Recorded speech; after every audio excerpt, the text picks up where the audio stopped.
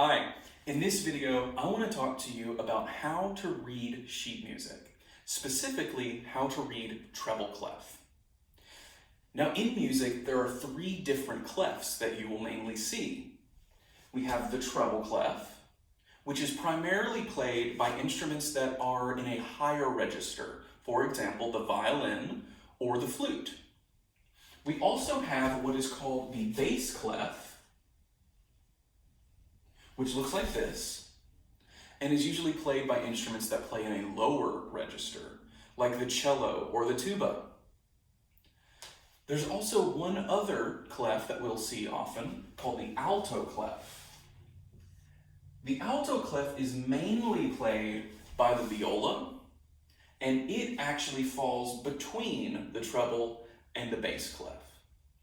So, each note has a name associated with it. Those names come from our musical alphabet.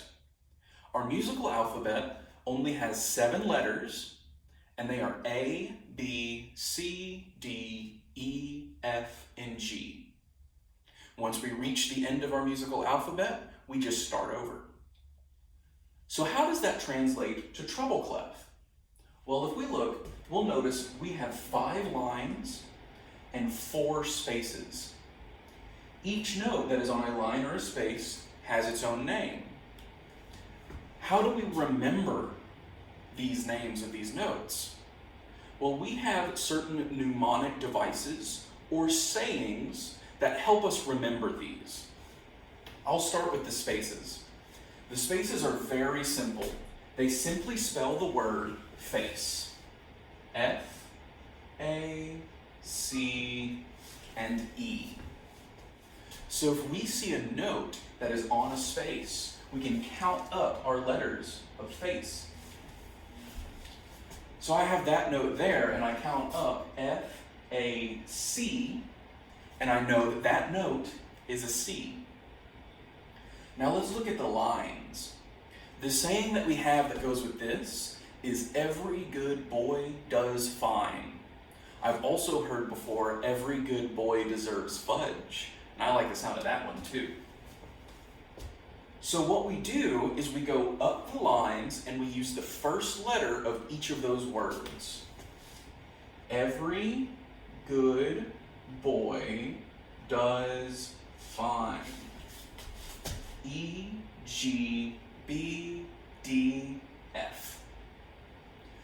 So just like I did with the space over here, I'm just going to write a note next to it on a line, and we'll count up. Every good boy does, so we know that that note is a D. The last thing that I want to point out is that I talked about our musical alphabet, and it goes from A to G. Well, if we look at our lines and spaces and go up them from line, space, we'll find our alphabet. So I'll start with an A right here. A, B, C, D, E, F. So then if I put a note right here above the staff, following our musical alphabet, we'll know that that's a G. So that's how we read treble clef. When a musician is given a piece of music, they can look at the notes that are on the page and they'll know these names that are associated with them. Thank you.